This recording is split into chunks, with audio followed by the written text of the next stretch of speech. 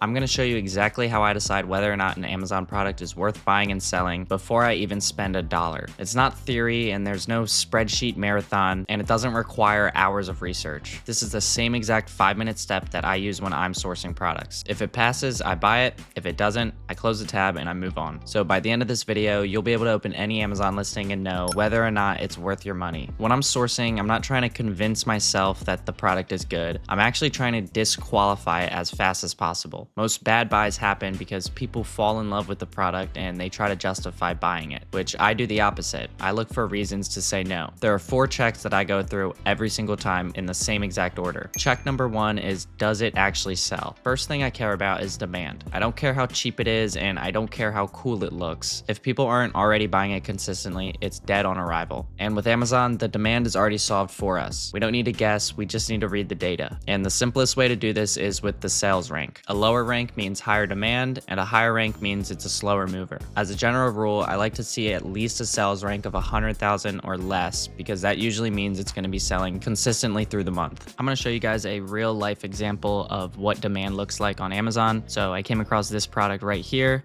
and right off the bat, you can see that this product is selling 2,000 times in the past month. So we know that this product is selling fast, but to go even deeper into it, we can scroll to the bottom of this product and you'll come across the details right here, and you can see the best sellers rank. And like I said before, the sellers rank has to be at least under 100,000. Anything above that, it's not gonna be selling that quick, and you might be stuck with a lot of inventory. So this one here is 17,000 in clothing, shoes, and jewelry, top 50 in women's running socks, 65th in men's running socks, and 150th in men's athletic socks, along with it selling 2,000 times bought in the past month. This is definitely a good buy. For check number 2, is the price high enough? The next thing I always check is the selling price of the product. For beginner-friendly sourcing, I want most products selling between $20 and $50. Anything below that, the fees will eat you alive. So if the product only sells for around $10 or $12, I usually don't even bother running the numbers, solely because there's just no margin for error. Next, I'm checking the price of the product, and I can see it is in my range of between $20 and $50. This one's selling for $31, and I'm solely making sure the price is high enough so that I can still break a profit even after fees. Aside from just seeing the buy box price right here at 31, you can scroll down and you can select other sellers on Amazon, and you can see the price that other people are selling at. Check number 3 is, does the math actually work? This is where a lot of people will slow everything down. They start overthinking and they start tweaking numbers and they try to just make it work. I don't do that. I have a simple rule. If a product doesn't clear at least $5 to $8 profit, I skip it.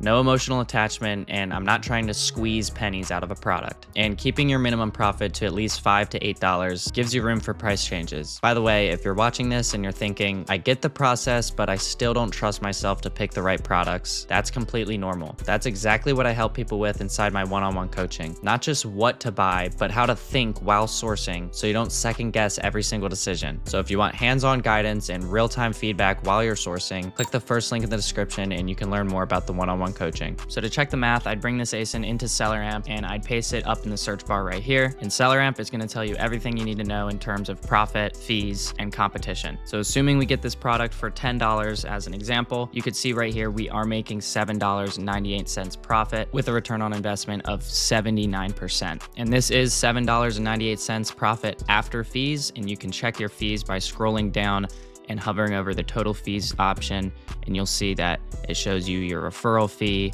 an FBA fee, and any other fees that are attached to the product. The last check is the competition. And I'm not afraid of competition on Amazon, I'm afraid of bad competition, which is specifically Amazon selling the product themselves, one seller controlling the buy box, or brands that aggressively suppress listings. If Amazon is on the listing and they're not sharing buy box, I usually walk away. That's not a fight you need as a beginner. I want listings where multiple sellers are rotating through the buy box. That tells me it's fair, it's repeatable, and it's stable. So the way that I check my competition on a product is I go on SellerAmp and I come down to the offers tab. Again, I'm making sure that the brand is not on the listing holding the buy box 100% of the time, and I also want to make sure Amazon is not on the listing as well. You can scroll down all the offer counts and you can see what price certain people are holding at. And looking further into this, I don't see Nike on this listing and I also don't see Amazon. So if you could get this for $10, this would constitute as a good buy. This process works because it removes emotion. You're not gambling, you're not hoping, you're stacking small logical decisions. decisions. That's how you avoid losing money early on. That's how you build confidence, and that's how you actually scale. Amazon isn't complicated, it's logical. If you can read data, make simple decisions, and move on when something doesn't work, then you can do this. Stop trying to find the perfect product and start finding good enough products that meet these clear rules. I hope this helps some of you guys, and I'll see you in the next video.